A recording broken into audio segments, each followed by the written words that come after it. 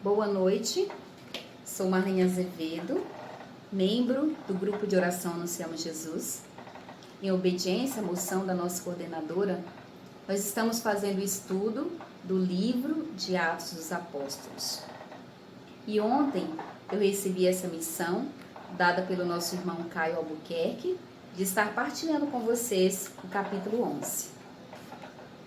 Na partilha de ontem, nós percebemos que o capítulo 10 encerrou com a chegada de Pedro a Cesareia, onde ele orou pelos pagãos e o Espírito Santo foi derramado em profusão sobre aquele povo.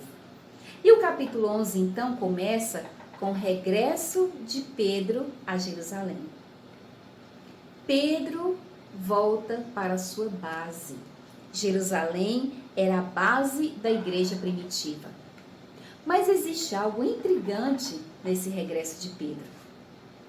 Ou seja, nós costumamos até dizer que notícia é algo que anda na velocidade do vento. E exatamente o que aconteceu aqui. Algo extraordinário havia acontecido. Na tradição da igreja, os judeus não misturavam com os pagãos. Mas, através de Pedro, o Espírito Santo havia sido derramado sobre os pagãos. E eles tinham sido batizados em nome de Jesus Cristo. Nós até podemos imaginar a alegria, a ansiedade do coração de Pedro, de voltar para Jerusalém, de chegar lá, de reunir a igreja e contar a boa nova. Porque até então, a igreja ainda não sabia se o Espírito Santo era como um chuveiro que jorrava sobre um povo específico, ou se o Espírito Santo era como um céu aberto que jorrava batismo sobre toda a face da terra. Muito embora nós já vimos lá atrás que o Senhor não faz acepção de pessoas e que todo aquele que teme é agradável ao Senhor. E também mais atrás ainda no capítulo 2, na profecia de Joel, onde o Senhor havia feito a promessa de derramar o Espírito Santo sobre todo ser vivo. Mas o Pentecoste na vida dos pagãos era a primeira vez que acontecera. E logo na sua chegada em Jerusalém, os fiéis da circuncisão, ou seja, aquele povo que ficava observando a igreja para ver se estava sendo cumprida as leis. No regresso de Pedro a Jerusalém, aqueles fiéis vêm de confrontar Pedro, questionar a Pedro. Como assim, Pedro? Sendo tu um judeu, como que você se hospeda em casa de pagão? E você ainda come com eles, quebrando anos de tradição da nossa igreja? Como você ousa fazer isso? Meus amados, nós podemos até imaginar aqui o silêncio de Pedro. Como Pedro caiu em si para poder dar uma resposta coerente para aqueles fiéis que o interrogavam. Na sua simplicidade de um pescador, Pedro deve ter chamado aqueles fiéis: vem cá, senta aqui, deixa eu explicar para vocês o que acontecera. E é então que esse capítulo 11 de Atos dos Apóstolos, ele tem um grande trecho do capítulo 10. Como se tivesse transcrevido a parte do capítulo 10 e colocado aqui. Mas não foi exatamente isso que aconteceu. O autor do livro de Atos dos Apóstolos, que foi o Lucas, ele quis nos mostrar a simplicidade daquele homem, que outrora era um pescador, mas a quem Deus deu toda a autoridade, a quem o Senhor confiou a ele as chaves da igreja. Ele era o maior de todos. Humanamente falando, Pedro poderia simplesmente falar: eu recebi a missão do Pai. E eu fui lá, orei e eles foram batizados. Ou Pedro poderia simplesmente falar: o Senhor me designou e eu fui lá e a graça aconteceu.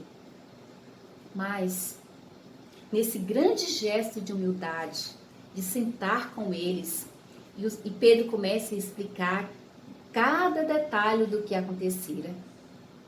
Desde a visão de Cornélio, a visão do anjo a Cornélio, desde a moção do Espírito Santo, a revelação a Pedro, que deveria ir até aquele lugar, Desde o momento em que Pedro chegou, conversou, orou e o Espírito Santo desceu, até a graça do derramamento do Espírito Santo e o batismo, em nome de Jesus Cristo. Meus amados, esse gesto de Pedro levou ao coração daqueles fiéis que o interrogavam uma aceitação daquilo que acontecera. Eles caíram em si, eles aceitaram, porque Pedro colocou com toda docilidade, com toda simplicidade de coração. E então, foi tamanha aquela aceitação que eles começaram a louvar, que eles começaram a glorificar o nome do Senhor, porque a graça da salvação já não era para um povo específico, mas a salvação era para todos, e ali começaram a vivenciar essa graça. E depois disso, então, Lucas, o autor do livro de Atos dos Apóstolos, ele segue narrando como a boa nova de Jesus estava se expandindo, como a boa nova de Jesus estava chegando a outros lugares, a lugares mais distantes ainda de Jerusalém. E ele fala que dessa perseguição que houve em Jerusalém, depois daquela perseguição que houve em Jerusalém lá atrás, na morte de Estevão, outros fiéis haviam se dispersados. E aqueles fiéis que haviam saído de Jerusalém após a morte de Estevão, estavam chegando a outros lugares anunciando a palavra de Deus. Eles chegaram na Fenícia, em Chipre, na Antioquia, lugares bem distantes de Jerusalém. Ou seja, a palavra do Senhor estava se expandindo. E ali acontecia uma grande conversão, não só de judeus, mas também de alguns pagãos. E essa notícia, então, de que o que acontecera em Pedro, em Cesareia, também estava acontecendo em outros lugares. A boa nova estava sendo anunciada. Outras pessoas estavam se convertendo, estavam recebendo a graça que Jesus havia lhes conquistado, a vida nova. E essa notícia, ao chegar em Jerusalém, a base de Jerusalém resolve enviar Barnabé até Antioquia, para ver como estava a igreja lá em Antioquia. E o autor destaca Barnabé como um homem bom, cheio do Espírito Santo e de fé. Ele narra isso na vida de Barnabé. Aquele homem que foi enviado a Antioquia. Por que ele foi enviado? Porque ele era cheio do Espírito Santo, ele também tinha um coração bom e era um homem de fé. E assim que Barnabé chega a Antioquia, o seu coração se alegra, porque ele viu que muitas pessoas tinham se convertido. E após aquela conversão, após aquele batismo no Espírito Santo, Barnabé chega ali para exortar aquele povo à perseverança. E Barnabé começa a anunciar, começa a caminhar com eles, começa exortando. Não basta apenas o impacto do primeiro amor, não nos é necessário apenas o impacto da salvação em Jesus. Agora é necessário perseverar, caminhar nesta graça. E Barnabé percebe que aquele campo era muito grande só para ele. E na sua percepção, Barnabé sente que Saulo tinha um grande potencial para evangelizar os pagãos.